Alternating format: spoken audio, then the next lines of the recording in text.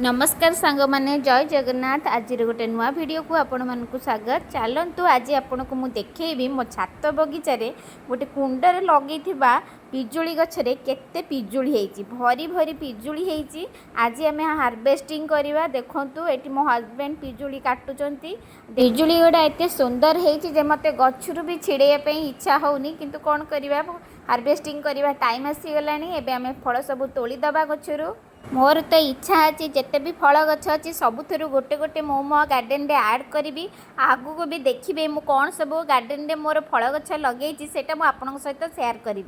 किंतु मार्केट रे आजिकल जो सब फल मिलूची ताकू तो खाइबा को आनी डर लागिलानी, कारण से जेते केमिकल सब यूज हो से सब फल खाइबा द्वारा शरीर सुस्थ अपेक्षा असुस्थ हो पड़िबो।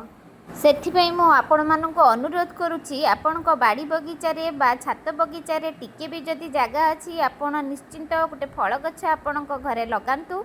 सेही सब फल खाइकी आपण सुस्थ रहंतु। एठी मु आपणक ए पिजुलीटी काटी देखैबी, देखिबे पिजुलीटी केते सुंदर हेची आ खाइबा को मध्य बहुत भल हेतिला।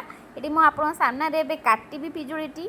ए फल गछरे मु कौनसी भी केमिकल यूज करूनी, केवल ऑर्गेनिक बा जैविक खत देकी मु ए गछ बढ़ौची।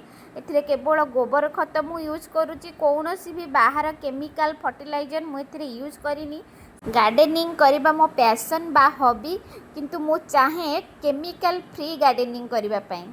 आज ये फलटी काटी मु मो पुओ को देवी खाइबा, से खाइकी बहुत खुशी हो। देखिए आपण आगु को आज भिडटी आपन को जदि भल लगी ताले मो भिडटी को टिके शेयर और लाइक करदे और चैनल को सब्सक्राइब निश्चिंत करेंगे। आपणकर सपोर्ट मोर निहाती आवश्यक।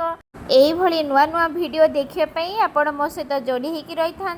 रही जय जगन्नाथ।